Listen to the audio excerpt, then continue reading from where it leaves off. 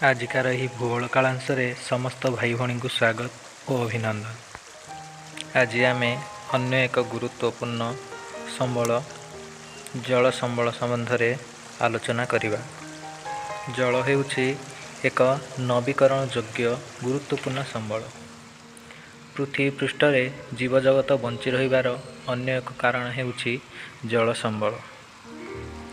ପୃଥିବୀର ଶତକଡ଼ା 71% ଜଳ ଓ 29% ସ୍ଥଳ ଦ୍ୱାରା ଆବୃତ ହୋଇ ରହିଛି।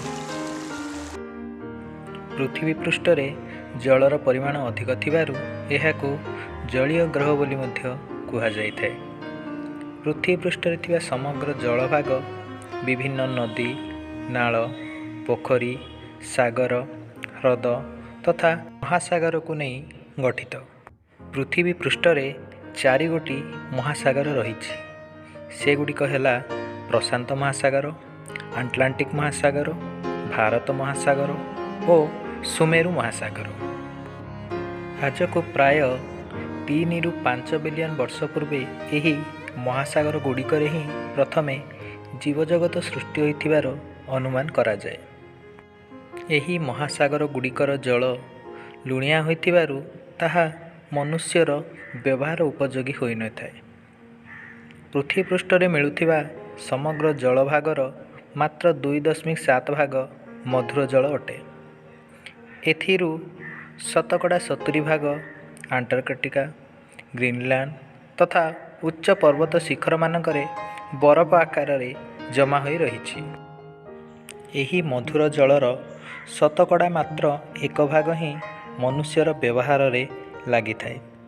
ଏହି ମଧୁର ଜଳ ଭୂଗର୍ଭସ୍ଥ ଜଳ ରୂପେ ସାଧାରଣତଃ ଭୂତଳ, ଭୂପୃଷ୍ଠରେ ଥିବା ନଦୀ, ହ୍ରଦ, ପୋଖରୀ ଇତ୍ୟାଦିରେ ଜମା ହୋଇ ରହିଥାଏ। ଏକ ଅନୁସନ୍ଧାନରୁ ଜଣାଯାଇଛି ଯେ ପୃଥିବୀରେ ଥିବା ମୋଟ ଜଳର ପରିମାଣ ସର୍ବଦା ସମାନ ରହିଥାଏ। ସ୍ଥଳ ବିଶେଷରେ ଏହାର ପରିମାଣ କମ୍ କିମ୍ବା ବେଶୀ ହୋଇଥାଏ।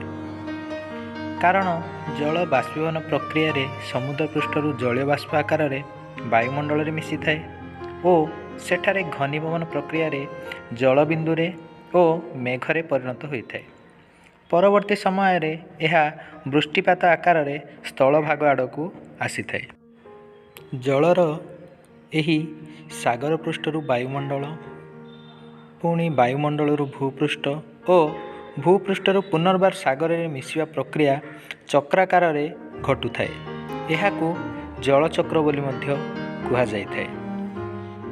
ସେହିପରି ଭୂପୃଷ୍ଠରେ ପଡ଼ୁଥିବା ବର୍ଷାର କିଛି ଅଂଶ ଝରଣା, ନଦୀ, ନାଳ ଆକାରରେ ପ୍ରବାହିତ ହୋଇ ପୁନର୍ବାର ସମୁଦ୍ରରେ ମିଶିଥାଏ।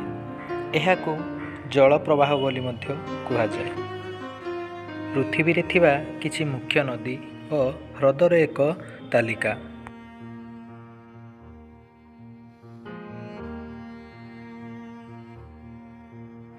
ଜଳର ବ୍ୟବହାର। ମନୁଷ୍ୟ ଜଳକୁ ପାନୀୟ, ରନ୍ଧନ ଓ ପରିଷ୍କାର ପରିଚ୍ଛନ୍ନ କରିବାରେ ତଥା ଗୃହ କାର୍ଯ୍ୟରେ ମଧ୍ୟ ବ୍ୟବହାର କରିଥାଏ। ଏହା ସହ ବିଭିନ୍ନ ଉତ୍ପାଦନ ଯଥା କୃଷି, ଶିଳ୍ପ, ବିଦ୍ୟୁତ୍ ଶକ୍ତି ଉତ୍ପାଦନ ଆଦି କାର୍ଯ୍ୟରେ ମଧ୍ୟ ଜଳକୁ ବ୍ୟବହାର କରାଯାଇଥାଏ। ବର୍ତ୍ତମାନ ଜଳକୁ ଏକ ପରିବହନର ମାଧ୍ୟମ ରୂପେ ମଧ୍ୟ ବ୍ୟବହାର କରାଯାଇଥାଏ। ସାମ୍ପ୍ରତିକ ପରିସ୍ଥିତିରେ ପୃଥିବୀରେ ଏହି ମଧୁର ଜଳର ସମସ୍ୟା ଧୀରେ ଧୀରେ ଅଧିକ ମାତ୍ରାରେ ଦେଖାଗଲାଣି।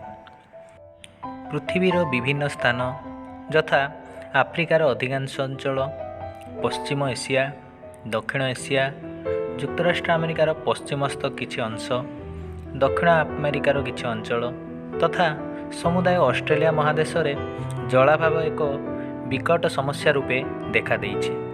ତେଣୁ ବର୍ତ୍ତମାନ ଜଳ ସମ୍ବଳର ସଂରକ୍ଷଣର ଆବଶ୍ୟକତା ରହିଛି। ଜଳ ସମ୍ବଳର ସଂରକ୍ଷଣ। ଜଳ ସମ୍ବଳର ସଂରକ୍ଷଣ ନିହାତି ଆବଶ୍ୟକ ରହିଛି। ଏହାର ଏକ ସବୁଠାରୁ ଗୁରୁତ୍ୱପୂର୍ଣ୍ଣ ଉପାୟ ହେଲା ଜଳ ଅମଳ ପ୍ରକଳ୍ପ।